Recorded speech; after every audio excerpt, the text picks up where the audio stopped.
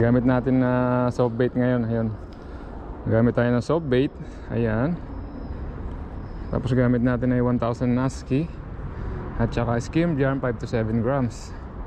So let's check it out guys. Tingnan natin kung kilala pa rin ng snapper ang soft bait dito sa pwestong to. Medyo ano kasi ngayon iba yung temperature ngayon. May one.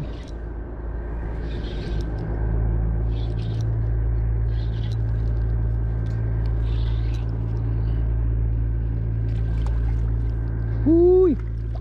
Snapper na naman.